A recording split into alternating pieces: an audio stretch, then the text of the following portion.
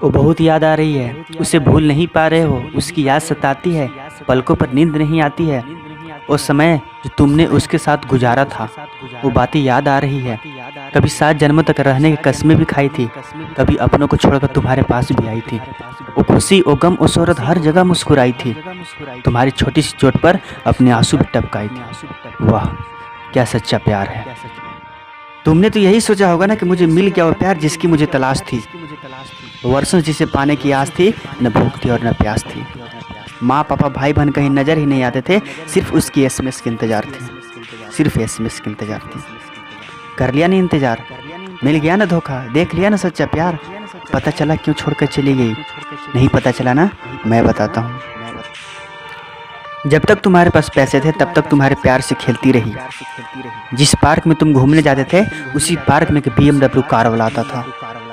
उसके हाथ तो तुम्हारे हाथ में थी, लेकिन उसकी नज़रें उस कार पर टिकी रहती थी और उसी कार में चली गई। तुम तो खुद से यही सवाल कर रहे होगे ना, क्या कसूर था मेरा? यही कि उनसे बेइंतहा मोहब्बत किए थे हम।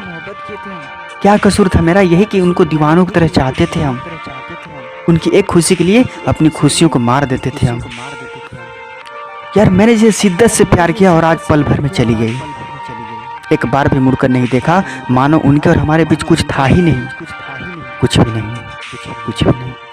रो लो, जितना रोना है उतना रो लो। एक कमरे में जाओ और दम तक रो लो, और उस कमरे से तभी बाहर निकलना जब तुम उससे बदला लेना चाहोगे। हाँ दोस्त, बदला लेना चाहोगे। और अगर औकात नहीं है बदला लेने की तो वीडियो यहीं बंद कर दो। आगे की स्टोरी आपके लिए नहीं है, आपके लिए नहीं है। उठो, दिखा दो अपनी औकात, जाओ अपनी माँ के पास और पूछो, माँ मैं क्या गरीब हूँ? माँ यही बोलेगी कि तुम तो मेरे राजा बेटा हो। ये क्या, माँ तो मुझे राजा बेटा कहकर बुलाती है, तो लड़की छोड़कर गई क्यों? अब मैं समझ गया था। हाँ दोस्त, तुम सच में राजा बनने के लिए ही पैदा लिए हो। अब तुम्हें कुछ करके दिखाना है, बस आग लगाते जाना है, आग लगाते जाना है। अब मेरे पास सिर्फ 2 रास्ते थे, या तो उसके याद में मर जाता या खुद को उसके लायक बनाता। मैंने दूसरा रास्ता चुना, क्योंकि उसको भी एहसास दिलाना चाहता था कि यार उसको छोड़ना मेरी जिंदगी की सबसे बड़ी गलती थी। उठा लिया अपने बिखरे जज्बातों को और चल दिया अपनी जिंदगी बनाने। अब देखना, माँ के आस, पापा का विश्वास, और उसके लिए काश बन के दिखाऊंगा, काश बन के दिखाऊंगा। अब मैं अपना रास्ता स्ट्रगल के आगे मोड़ दिया। संभलने लगा था मैं। अब मुझे किसी की परवाह नहीं, मुझे तो सिर्फ आगे बढ़ना है। मैंने जिंदगी के सारे प्लान को सेट कर लिया था। दिन रात मेहनत करने लगा, न कभी रुकता और नहीं कभी थकता। मेरे अंदर जुनून सजा गया था, जुनून सजा गया था। मैं समझ गया था कभी तो मेहनत मेरी साथ होगी, कभी तो खुशियों की बारात होगी। एक दिन तरस जाएगी वो मुझे देखकर, जब मेरी सफलता की रात होगी, सफलता की रात होगी। मैंने एक एक कीमती समय को, एक एक कीमती पैसे को इन्वेस्ट करना शुरू किया।